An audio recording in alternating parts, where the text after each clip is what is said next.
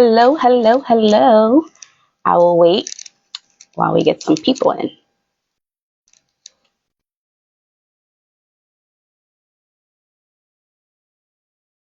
All right, we got somebody.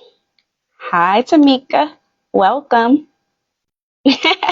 Thank you for coming back. We had some technical difficulties, so the third time is a charm. I'll introduce myself. I am Ebony Aliyah, the founder of Fruits of Ali Incorporated, which is a nonprofit based out of New Jersey. So I just wanted to come on to talk more about Fruits of Ali and why I'm so passionate about Fruits of Ali and why I even started this organization. But first, I wanted to highlight something I found out today. Meek, did you know that this is Minority Mental Health Month?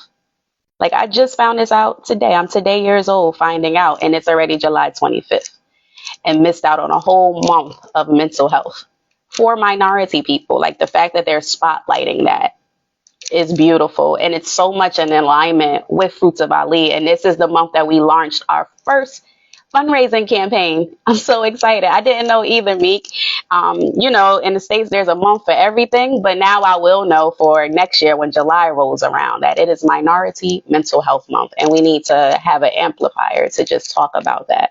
But Meek, speaking of minority mental health, and I am a former educator, so I will be looking to the side because I have notes and I don't want to miss anything. But there are some statistics that I wanted to just bring to our awareness. And one of them is, I don't know, Meek, if you know what the third leading cause of death is for Black men.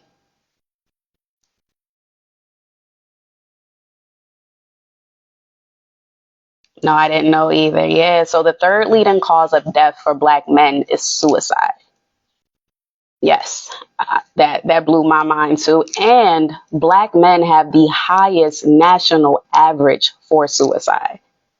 So what this shows is that our Black men, we're losing them not only at an alarming rate, but they're taking their lives. So there is this sense of not finding a purpose for living or being just burdened by trauma or experiences and challenges in life that there's no way out. And unfortunately, when we lose them, we're losing their stories too.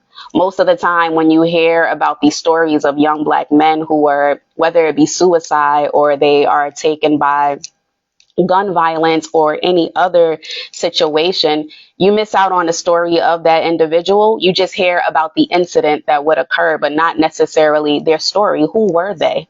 What is it that they're leaving behind? Who do they want to be known as? And part of our campaign, Save Our Stories, is that we find out what their stories are while they're still here to tell their stories. And not only do we find out those stories, we amplify them and celebrate their stories because their stories really deserve to be heard. And what I'm seeing with these statistics, because I found all of this out while I was doing research to see if there was even a need for such a program like mine. But and it went on to say with the statistics that 20% of young Black men face challenges with psychological distress. And I'm a former social worker and I used to work with this demographic, and even I didn't know these statistics. We're so in the mix of it, and Meek, being a person of color, we're just used to our family and we don't know what really is going on outside of that. So our mission at Fruits of Ali is to empower future storytellers of color to find their voice and transform their lives through the art of storytelling. I consider myself to be a storyteller, and I understand and I've witnessed firsthand the impact of the power of storytelling to just shift a perspective. Right? We tell ourselves stories every day. My motto is the greatest story is the one that you're telling yourself. And clearly these young men that are either taking their lives or just overcome with trauma and challenges, they're telling themselves a story that's not helping themselves, is not thriving, right? Their story is not thriving because they're trapped in maybe a loop, what I call narrative paralysis, right? They're trapped in this loop. So Meek, if you know a young Black man, I want you to drop in a chat.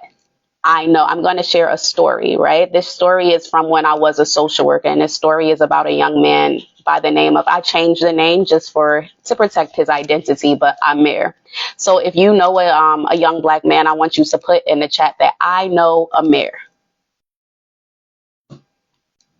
Because again, Amir's story is our story. And that's why I say save our stories, because all of their stories are our stories, essentially. So you can just put in the chat, I know Amir. Right. So I'll share with you Amir. Amir, when I was working, I've done social work all over New Jersey, but specifically I was my last role before I left the States was in Essex County. And on my team, I was that person that they would give the most challenging cases. I remember my first time, it was like my first month there. I had one family that would just drive the organization crazy because the family was the parent. The caregiver was so challenging that no one could really work with them, that they always had to have the executive director present. But then here comes Ed, and I helped. So then they give me a mayor, and our court liaison called me personally to tell me about this case, that I had to see him immediately and that they had court the following day, right? So I organized with his mom to come see him. And when I get to the home, Meek, he's not there. I'm talking with the mom for maybe 30 minutes. And I expressed to her that I need to physically lay eyes on him to report that I saw him today, right? I can't just take her word. I have to see him myself. So then she allows me to come into his room, and it's him and all his cousins playing video games, right? So I'm saying, like, I'm asking, which one is Amir? And she says, Amir is the one buried underneath the blankets, right? His cousins are sitting all on a bed, and Amir is buried under the blankets. And it's middle of the afternoon, right? So I tell her again, I need to physically lay eyes on him. I need to see that he's breathing, he is alive, and introduce myself. So I say, can I pull back the blanket? So she goes over and she pulls back the blanket, and Amir is there. You can see his chest rising, right? He's alive. And I let him know that I need him to blink or do something, a head nod, just to acknowledge that he hears me. I introduce myself and let him know I'll see him at court. Now, the backstory to Amir was, when the court liaison gave him to me, she just let me know that he had suffered a tremendous amount of loss, all within maybe 2 months of each other. And he had lost a significant amount of weight, close to 30 pounds within weeks. So I don't know if you can imagine what that looks like if you have a family member, you just see them lose a tremendous amount of weight within a short amount of time. And just to see their life decline, and just that passion for living also declining. And this is what was happening with Amir, because he had recently lost his father to gun violence, and the family had unofficially adopted one of his best friends, and his best friend was shot and murdered. All separate occasions. And then his mom was out at a club. This was all in Newark, New Jersey. And the mom was out at a club. She was shot. She survived. So it was just him and his mom left. And at this point, Amir had stopped going to school. He stopped leaving the house. As you can see, when I got there, that was what Amir did every day, buried himself under the blanket. So when we get to court, I finally get to see Amir, and he's towering over me. And each meeting was a challenge. I worked so hard to find Amir a Black male therapist. And even present day 2024, it is still a challenge to find Black male therapists. And it just shows that mental health is not really, it's still taboo within a Black community, especially with Black men. And there's not enough mental health professionals that are Black men. And there is power in representation, right? I wanted Amir to see somebody who looked like him. So finally found him a Black male therapist. He's still really not engaging. I'm having troubles, but I will go every day and just tell him stories about what I did, stories about my travels. And I had no idea if he was listening or not. Meanwhile, Meek, while I'm working with Amir, he finally leaves the house one afternoon with his family, with his cousins, and he gets shot in the face. Bullet goes right through his cheek. He already wasn't speaking. Now he really couldn't speak because he was shot in the face. So now I'm really faced with a challenge. And Meek, I don't know about you, but if you've ever lost someone, let me know if you can, that you've been through, what it's like to that next day or the next following days to lose someone that's close to you, how challenging it is to continue life the way you used to, right? And if you've ever experienced that, I want you to put, I see Amir. Because if you've experienced it, then you can kind of understand what Amir might have been going through to lose his father, his best friend, and his mom being shot and him being shot in the face. He already was challenged with leaving the home. And then the one time that he did leave the home, he gets shot himself. So after that, he gave up on leaving.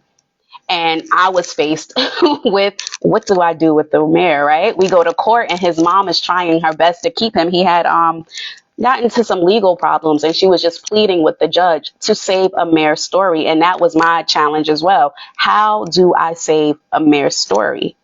And there's a quote by Maya Angelou that says, there's no greater agony than bearing an untold story inside you. And that's what was happening to Amir.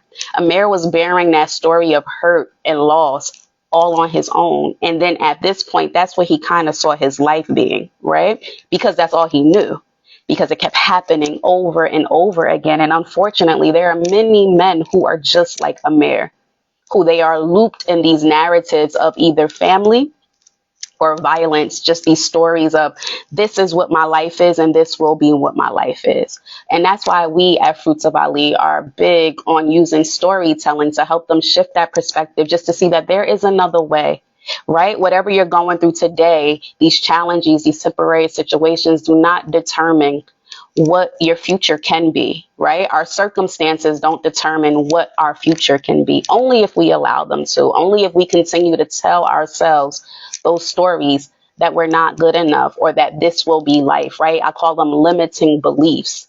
And he was stuck in that. So Meek, I want you to imagine with me a world where young men like Amir are supported, seen, and heard. Meek, there's another statistic I want to share with you. And I'm not sure if you are aware of this, but 72% of Black youth grow up in homes that have absent fathers, right? That's 72% of Black youth.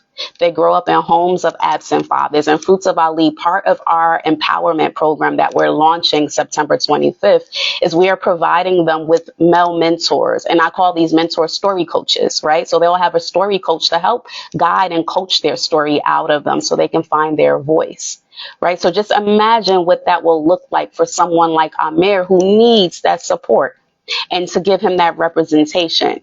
Right. So just imagine him receiving the tools that he needs to build that confidence and manage his emotions so that way he can be a leader and a role model for not only just his family, but for his community. All right. So Meek, how would a world like that feel like for you? Right. Where these young Black men who are dealing with these challenges that they can overcome with these tools, right? And our virtual story lab is there to support them. It's a 6-month program. We call it an empowerment program because again, we're empowering future storytellers of color to find their voice and transform their lives. And we're doing that through our pilot program, the virtual story lab. And the reason for the virtual component is because, like I said, with Amir, he wasn't leaving the house. So if we have to meet these young men where they are, there are a lot of young people that I worked with as a social worker who really had challenges with anxiety and depression, that it was so crippling that they couldn't leave their home. They couldn't even attend school. So meeting them where they are would be with this virtual platform, right? So our virtual story lab will give them that mentorship. Like I mentioned, the story coaches. They'll also be receiving weekly story workshops every Saturday, 12 to 2, led by professional storytellers from writing, film, photography, and broadcasting. Because at the end of the program, they will be producing a film project that honors and celebrates their story and their journey, something they can be proud of. And they'll be able to feature it at our annual film festival. So, Meek, I want to paint a picture of what life will look like with Amir enrolling into our virtual story lab, right? So through the art of storytelling, Fruits of Ali supported Amir in shifting his perspective and rewriting his narrative. Before joining our empowerment program, Amir felt unheard and uncertain about his future. With our guidance, he found his voice, his purpose, and the courage to turn the page to the next chapter of his story. Amir now knows how to use his voice to spark change and inspire others. While participating in the virtual story lab, Amir successfully unlocked his story, which had been locked inside for so long, and he amplified it through his compelling film project. He called this film project My Next Chapter. It was featured at our annual film festival, and it gained attention from viewers. This journey not only increased his confidence, but also gave him a renewed sense of purpose. With his newfound confidence and clarity, with the help of his story coach, Amir has enrolled into a technical school, ready to pursue his dreams with determination. Amir's journey doesn't just stop there.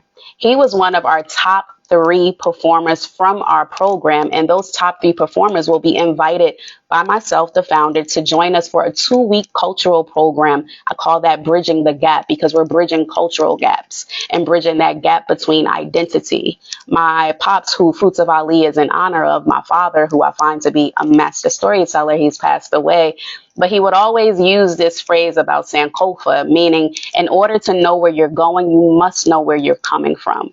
And this is the purpose of taking these young men to Johannesburg, South Africa, just to give them a piece of identity and cultural heritage, to connect themselves to a place in the world.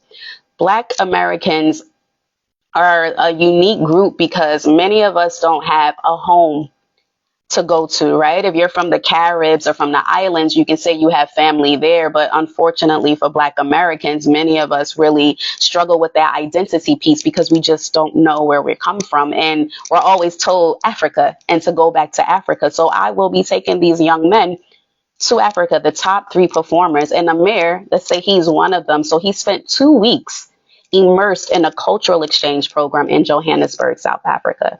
Amir now deeply understands the art of storytelling and its power to bridge cultural gaps and deepen connections. He has a new understanding of the diaspora and his identity within. He is eager to share his story to inspire and connect with others.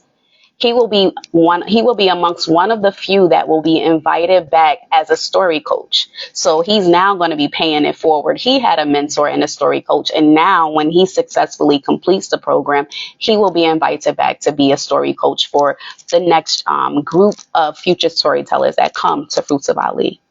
So Meek, this is why we need supporters like yourself to help us, because it takes a village, and together we can make sure that Fruits of Ali's pilot program is a success, and we can help young men like Amir transform their lives through the art of storytelling. And ways that you can support is through a donation.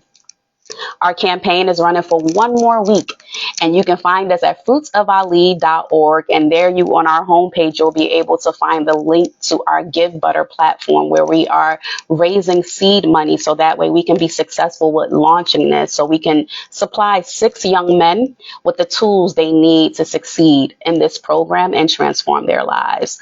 All 6 young men will be receiving an empowerment box, and this box is to empower them to tell their story. They'll be receiving a tablet, because technology is one of the things that they may not have access to. So we're cutting that out, so that way they will be able to be live and join us on our virtual platform that we will have for them to tell their story. They'll also be receiving journals, microphones, everything that they need to amplify their voice and tell their story. And again, with your donation, you can support us champion this cause. Your donation of any amount will help us raise the seed money that we need to make sure that this pilot program is a success, and we can equip 6 young men like Amir with the tools that they need, so that way their story can be heard and their story can be celebrated amongst their community as well. Meek, any questions about our virtual story lab? I know I gave a lot, and I know Amir's story is impactful because it's a true story. Amir, again, was one of the youth that I helped when I did social work, and what really helped him was me sharing stories. I remember when I was closing his case, he really did enroll into a technical school. That's what he wound up expressing to me as one of his interests. And I found a school for him. I called. I was really on it to make sure, like, he finally expressed interest in something, and I wanted to make sure he can do it. And he was attending weekly. I remember talking to the counselor there, and he was making sure that Amir was going weekly. And when it was time for me to close him, because he successfully completed his goals, he didn't want to close me. And I was shocked. I'm like, it was such a challenge to get you to really be involved. So I asked him, I'm like, why do you not want me to close your case? You've successfully completed. And he said it was helping him. He said that me coming to see him was helping him. And I asked how. And he said it helped him to get things out. He was able to get his story out. So I was leaving because I was going to teach abroad in South Korea. So I told him I can keep him on, but he would be transferred to another young to someone else, to another worker. And then he said, nope, I don't want it. He said, if it's not you, I don't want to do it. And I'm like, oh man, why? Like, why me? And he said, it's because I helped him to shift his perspective. His words exactly was, I helped him to see things differently. And that's a perspective shift. And how I did that, Meek, was storytelling. I literally came and just told stories. I found out that he liked the Avengers. And I remember one weekend, a new movie came out. And I said, I haven't seen it yet, but give me a weekend. I'll see it. And I asked him to like keep his word and talk to me about it. And he did. Oh, no, it's a blessing what you're setting up for you. Thank you, Meek. Thank you. But it's a blessing to be a blessing. This is just my gift. I'm a storyteller. I went to school for film and communications and television production. I even have produced 2 documentary films of my own, and it was highlighting gun violence and gang violence in New Jersey, specifically in my hometown, Plainfield. So I understand how just me sharing a story can just shed light on many things. And for Amir, it shed that light, and storytelling was the key. And I believe that storytelling is the future and stories are the key to that future. And I want to really empower these young men. Many powerful leaders, Meek, like who do you, if you think about your Martin Luther Kings, your Malcolm X, your Mandelas, they all had a charisma about them because they understood the art of storytelling. They knew how to tell a story, right? That confidence came with being able to reach and connect with people through the art of storytelling. So storytelling has a place in the future, and it really can empower someone to have that confidence, right? And through having our book club, that's one of the many things that we'll be having with these young men, where we're just helping them to read and have that confidence of reading out loud, right? I don't know if you even remember, Meek, when you were younger, if you read a book out loud at home to your family or even with your peers, or just the power of a dictionary. That's another thing that goes into our empowerment box. There's a lot of times that we say words just because we were taught the meaning, but we don't really fully understand the meaning of the word ourselves, let alone how to spell the word. So going back to those basics and those fundamentals, just so that way they can have a nice foundation of understanding. But I do appreciate you, Meek, and I appreciate you saying that this is a blessing. I think so too. And I'm excited to work with these 6 young men. Again, we're taking 6 young men from New Jersey. They have to be in Essex or Union County, specifically in North South Ward, East Orange, and Plainfield, New Jersey. We're extending that loop to Linden as well. So 2 communities from Union County, and then we have Essex County as well. So if you know a young man who might be dealing with some challenges or have been impacted by trauma, and that can be just through loss, even a separation of your home, right? I know even from me, I was in middle school when my parents separated, and that had an impact on me. There's a lot of things that we overlook as traumatic experiences that impact our lives. And just having someone, a safe space to tell your story and tell it to people who are also going through something like that. We need these type of empowerments for our community, especially young Black men. Absolutely, Meek. I completely agree. We do need this. We do need this. And I held a town hall meeting just to make sure that, yes, I can see that this is a need, but does the community see this as a need as well? Does the community want to get on board and back supporting young Black men?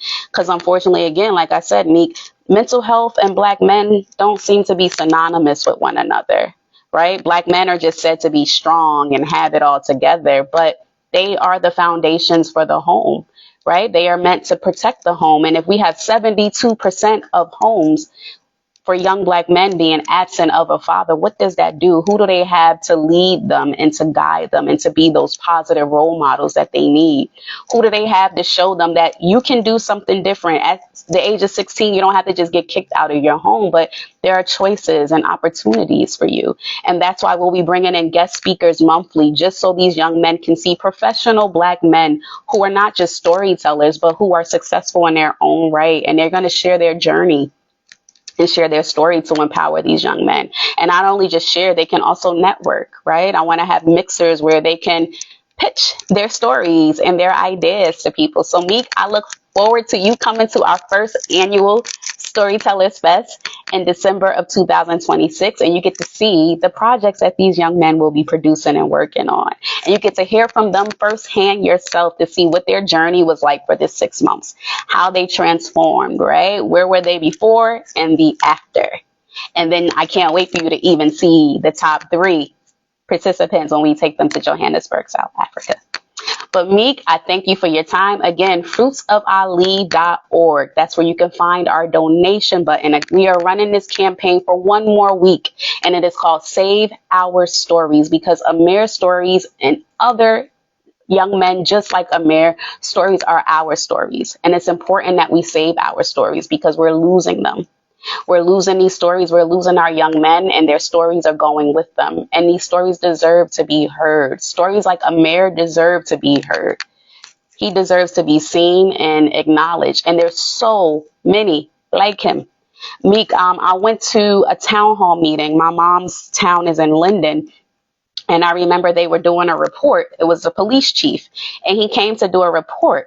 And he said at that time, I think we were maybe 5 months into the year, 70 young people had died from suicide, whether it had been drug overdose. 70. Linden is a small town. Imagine losing 70, and many of them were people of color. So these were young people. Even at her corner, there was a vigil. This young man came back from college on winter break and jumped from the building. So we look at people, it's extremely sad. We look at these individuals who go on to school or who are dressed in suits as if they have it all together, but trauma is unbiased, right? You don't know, there's no look of trauma because we're so conditioned to put masks on. And a lot of people are hurting inside, and we really have to start tackling and having a conversation about mental health, and specifically about mental health for our Black men, because there's not many safe spaces for them to speak about it.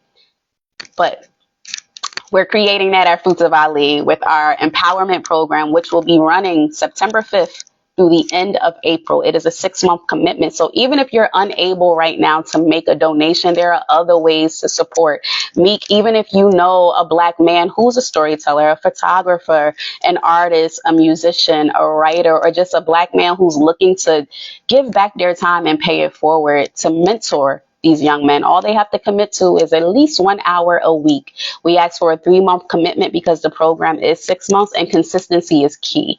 We would love for them to come and do the full 6 months with these young men because, again, consistency. A lot of them face disappointments. You know, like you'll hear somebody give you their word and then you don't hear from them or see them. And a lot of these young men, they deal with that a lot. So we want to make sure that the person that comes on board is committed. So we're looking for story coaches for these 6 young men, one-on-one, once a week, right? And then if you know somebody too, Meek, you know a Black man who has their own story that they can share, who's been through things, who's overcome or who's overcoming, and they can be a guest speaker. So these are ways that you can help support. Again, you can visit fruitsofali.org or you can email me at thefruitsofali@gmail.com. All of that information, again, will be available at fruitsofali.org. So again, even if you're unable to make a donation, there's more ways to give back and help. And that's by paying it forward. And that can be done, again, through being a mentor, which will be considered a story coach at Fruits of Ali. And also you can come in as a guest speaker or an instructor, right? And there's no age, right? As long as they're over 18, we'll be accepting to receive them. And if you know a young Black man who's dealing with any type of trauma, 15 to 18 in Essex and Union County, please refer them to fruitsofali.org or you can email me at thefruitsofali@gmail.com. Thank you so, so much. I appreciate your time. And I'm glad you came. And yes, Meek, it's sad, but I believe in staying optimistic and keeping faith. And I'm very, very excited and hopeful that we can make a difference and make an impact. We're just starting with 6. I have this crazy vision of impacting 500 communities globally, right? And capturing 1 million stories. And that's why our virtual platform will allow us to do that, because now we can extend this net to globally throughout the diaspora. And that is the goal. Thank you, Meek. I appreciate you. Love and light. Have a beautiful evening.